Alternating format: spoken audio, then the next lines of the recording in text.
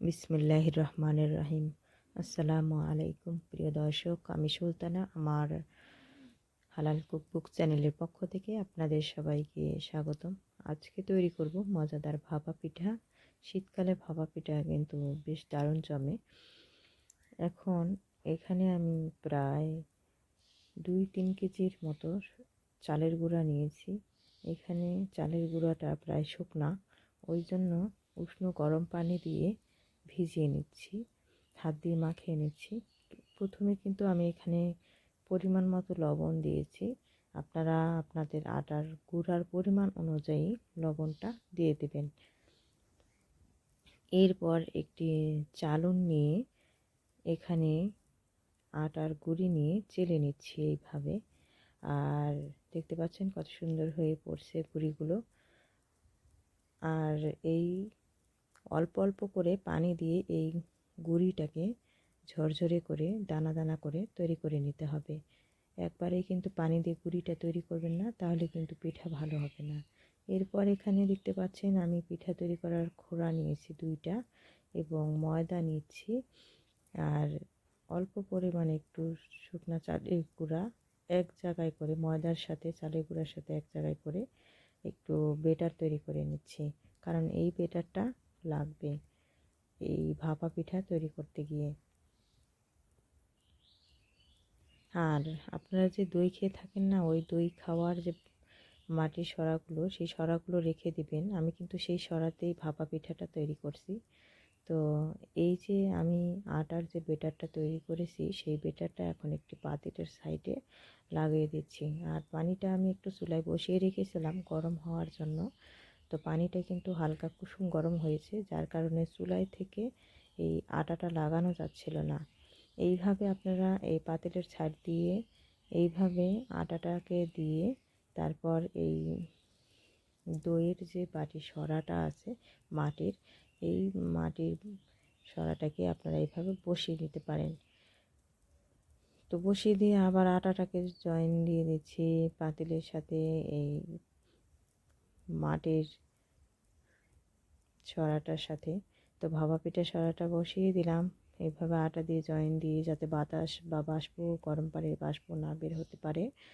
আর মাঝখানে কিন্তু এই সরার মাঝখানে কিন্তু ছিদ্র করে নেওয়া হয়েছে, যাতে পিঠার মধ্যেই শুধু সরাসরি বাষ্পটা প্রবেশ করে। তো যাই হোক, পিঠা কিন্তু আমি বানিয়ে নিচ্ছি। প্রথমে একটি মাটির ঢাকনা নিয়েছি ছোট সাইজের। তো আপনারা চাইলে একটু বড় সাইজের ঢাকনা নিতে পারেন মাটির। এখন অল্প পরিমাণে চালের গুঁড়ি দিয়ে গুড় দিয়ে দিলাম। এরপর উপরে আবারও চালের গুঁড়ি দিচ্ছি। এখানে আলতো করে দিতে হবে, বেশি চাপাচাপি করবেন না গুড়ির মধ্যে, তাহলে কিন্তু শক্ত হয়ে যাবে এবং বাষ্প ভিতরে ঢুকতে পারবে না। এখন আলতো করে আপনারা উপর পাশটা একটু সমান করে দিবেন।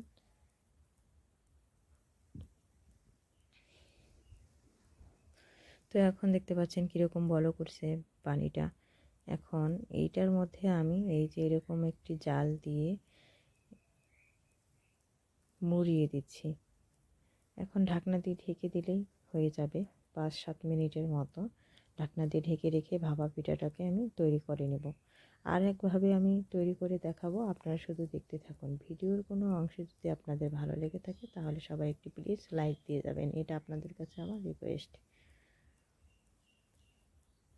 পিঠা কিন্তু হয়ে গেছে, দেখতে পাচ্ছেন। আমি কিন্তু গরম গরম হাত দিয়ে পিঠা নামাচ্ছি। আপনারা কিন্তু এই কাজ করবেন না, কারণ অনেকের হাতে কিন্তু গরম পিঠা সয় না। যাই হোক, এই যে পিঠা তৈরি করে নিয়েছি। আরেকভাবে আমি দেখাবো আপনাদেরকে পিঠা তৈরির রেসিপি, আপনারা দেখতে থাকুন। প্লিজ কেটে কেটে দেখবেন না, পুরো ভিডিওটাই দেখতে থাকুন।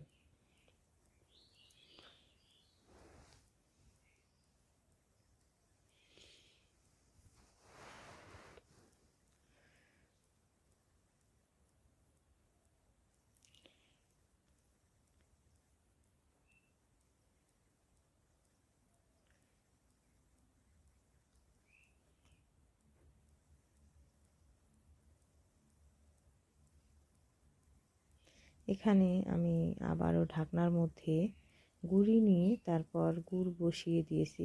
আর মশারি বা যে কোনো ন্যাকড়ার যে কাপড় দিয়ে যে আপনারা পিঠার গুঁড়ির উপরে বসিয়ে দেন, সেই কাপড়ের মধ্যে কিন্তু অনেক সময় বাষ্পের কারণে গুঁড়ি লেগে যায়, যার কারণে আমি একটি কলার পাতা ছিঁড়ে দিয়েছি, চিকন চিকন করে ছিঁড়ে দিয়ে তারপর এই গুঁড়ির উপরে বসিয়ে দিয়ে আবার মশারি বা জালটাকে দিয়ে ঢেকে দিয়ে এইভাবে মুড়িয়ে আমি বসিয়ে দিলাম পাতিলের উপরে। সাথে সাথেই কিন্তু এই মাটির ঢাকনাটা উঠাতে হবে, রেখে দেওয়া যাবে না, তাহলে কিন্তু গুঁড়ি ঢাকনার মধ্যে, মাটির ঢাকনার মধ্যে লেগে যাবে। তো জালটাকে মুড়িয়ে আবার আলাদা একটি মাটির ঢাকনা দিয়ে ঢেকে দিলাম। এইভাবে আমি সবগুলো পিঠা ইনশাল্লাহ তৈরি করে নিয়েছি। তো প্রিয় দর্শক, আজকের রেসিপি ভালো লাগলে একটি লাইক